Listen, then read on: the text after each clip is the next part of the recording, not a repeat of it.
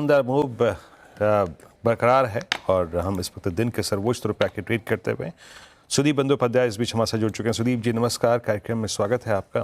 और 2 दिन सॉफ्टनेस रही और लग रहा था कि वो जो पुल बैक हमारा शॉर्ट कवरिंग के थ्रू हमें मिला वो शायद सिंक हो रहा है, बट आज बाजार में थोड़ी सी स्टेबिलिटी है। बट ये जो फ्रेश एक वेव टैरिफ्स की चली है और आज जिसका इम्पैक्ट ऑटो पे विजिबल है, क्या वो थोड़ा सेंटिमेंट को बिगाड़ेगी? संदीप जी, आपका व्यू क्या है इस वक्त मार्केट्स पे?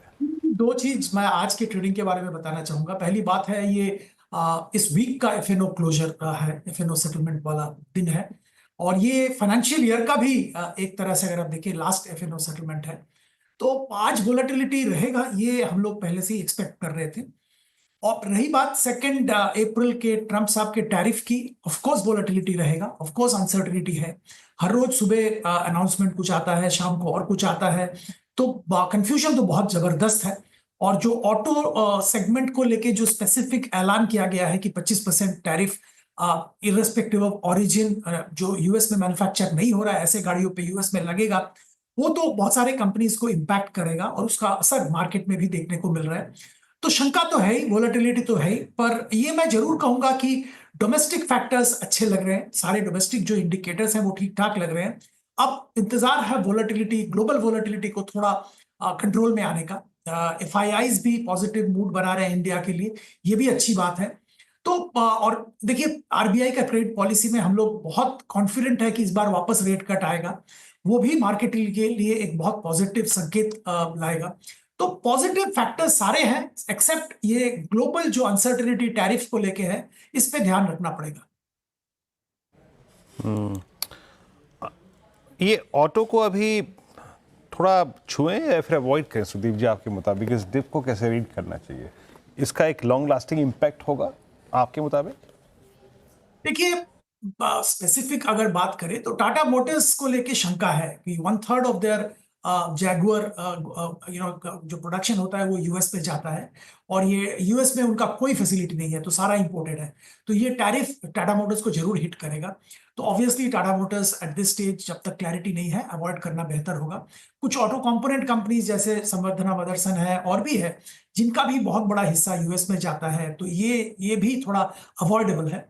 अगर ऑटो सेगमेंट में देखना ही है तो शायद मारुति जैसे कंपनी पे ध्यान दिया जा सकता है एट दिस स्टेज। उनका world over spread out exports है और अच्छा पकड़ भी है वहां पे, डोमेस्टिक कामकाज भी ठीक ठाक चल रहा है। जो रूरल और अर्बन डिमांड का जो इम्पेटस सरकार की तरफ से दिया गया है, जो टैक्स में छूट मिली है, ये सब का कुछ ना कुछ असर मारुति को पॉजिटिव जरूर मिलेगा। तो मारुति पे जरूर ध्यान दिया जा सकता है। सस्ता नहीं है डेफिनेटली, पर लॉन्ग टर्म के लिए कोई प्रॉब्लम भी नहीं है। ओके चलिए, तो ऑटो पे एक थोड़ा सा विचार हमने कर लिया क्योंकि सबसे ज़्यादा प्राइस डैमेज आज ऑटो में ही हुआ था। और 1-2 बास्केट को लेके आइए आज जो अच्छा कर रही हैं, आज बैंक्स अच्छा कर रहे हैं। और सुदीप जी, बैंकों में आपका झुकाव किस तरफ है? I mean HDFC bank, Kotak, private banks पे या फिर पीएसयूज पे भी थोड़ा सा आप अब नज़र डाल रहे हैं? अब आपका अर्निंग सीजन किक स्टार्ट होने वाला है और मेरे ख्याल से Q4 में डेफिनेटली ये बैंक्स जो हैं वो ट्रेजरी गेंस तो इस बार होगा क्योंकि बॉन्ड यील्ड्स काफ़ी कोलैप्स हुई हैं 10 ईयर 5 ईयर।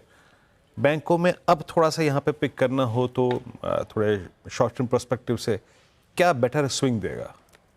देखिए मुझे तो एसबीआई बहुत अच्छा लगता है। वैल्यूएशन के लिहाज से I think it's definitely worth buying current level पे, और शॉर्ट टर्म तो है ही, पर मैं तो लॉन्ग टर्म के लिए भी एसबीआई खरीदने की सलाह दूंगा। जबरदस्त करेक्शन ऊपर लेवल से हुआ है, उसके बाद अभी थोड़ा स्टेबल हुआ है। हमको मालूम है क्रेडिट ग्रोथ का इकोनॉमी में अच्छा आने वाला है, आ भी रहा है। एसेट क्वालिटी सिग्निफिकेंटली इंप्रूव हुआ है, सारे सब्सिडरीज अच्छा कामकाज कर रहे हैं। तो ये सारे जो संकेत हैं पॉजिटिव है, और इकोनॉमी में ब्याज दर कम हो रहा है, ये भी बैंकों को बेनिफिट करता है। तो सारे संकेत नजर में रखते हुए मैं तो एसबीआई खरीदने की सलाह दूंगा। आईसीआईसीआई या एचडीएफसी में भी कोई दिक्कत वाली बात नहीं है, बहुत अच्छा परफॉर्मेंस आईसीआईसीआई का पिछले करीब 8-9 क्वार्टर से रहा है। अभी भी इस क्वार्टर में भी बहुत अच्छा परफॉर्मेंस, आपने ट्रेजरी गेन का जिक्र कर ही लिया है, एचडीएफसी में भी अच्छा परफॉर्मेंस की संभावना है। पर वैल्यूएशन के लिहाज से और कंपैरेटिवली अगर किसी को एक बैंक लेना है तो मैं स्टेट बैंक को ही सजेस्ट करूंगा। एसबीआई ही सजेस्ट करेंगे आप? वो ज़्यादा आपको स्ट्रांगली प्लेस लगता है? अच्छा, बैंकों की बात हो गई यहाँ पर, मैं मोटे तौर पे हमने ऑटो को पूरा कर लिया इस चर्चा में। थोड़ी बाइंग इस बार लोअर लेवल से पिछले 5-7 दिन में कैपिटल गुड्स में सुदीप जी विजिबल है, और इस बार कमांड कर रहा है इस पूरे अपस्विंग को एलएनटी या फिर कुछ और? आपकी जो list of I think capital goods में जो प्लेसमेंट है वो एलएनटी की कहाँ पर है इस वक्त? बिल्कुल ऊपर में है। एलएनटी तो हम पिछले करीब 6-8 महीने से भी ज्यादा से बुलिश है, और हम मानते हैं कि बहुत अच्छा कामकाज हो रहा है। देखिए, वो जो बड़ा ऑर्डर कतार का मिला है वो रिकॉर्ड ऑर्डर मिला है, और सबसे बड़ी बात है कि जो ये इंटरनेशनल ऑर्डर्स आ रहे हैं ये इंक्रीमेंटल मार्जिन्स पे आ रहे हैं, तो ओवरऑल मार्जिन प्रोफाइल चेंज हो रहा है। ये जो ऑर्डर आ रहा है ये ब्लेंडेड वे में करीब 10% प्लस मार्जिन इसमें होगा, और अब आज के दिन में एवरेज एलएनटी का बुक का मार्जिन करीब 8-8% है। तो ये सारे जो नए ऑर्डर्स आ रहे हैं मार्जिन एक्रेटिव हो रहा है, और जैसे मैं कह रहा हूं मार्जिन प्रोफाइल चेंज होगा, और कामकाज बहुत अच्छा चल रहा है। आने वाले दिनों में और भी इंप्रूव होने की संभावना है। ऑर्डर बुक तो बहुत ही तगड़ा है और भी तगड़ा हो रहा है। इंप्लीमेंटेशन पे भी बहुत ज्यादा ध्यान है। अनरिलेटेड डाइवर्सिफिकेशन से बाहर निकल चुके हैं और निकल भी रहे हैं।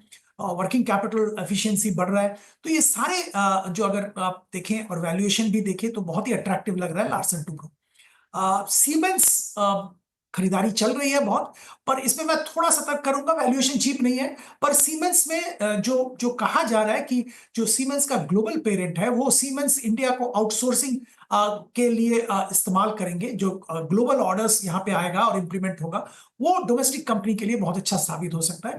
पहले हमने कमिंस में यही प्ले आउट होते हुए देखा है पिछले 2-3 साल में, और शायद अब सीमेंस डिमर्जर के बाद सीमेंस में भी यही होगा। तो अगर ऐसा होता है तो सीमेंस में कोई दिक्कत वाली बात नहीं है, पर शॉर्ट टर्म के लिए नहीं।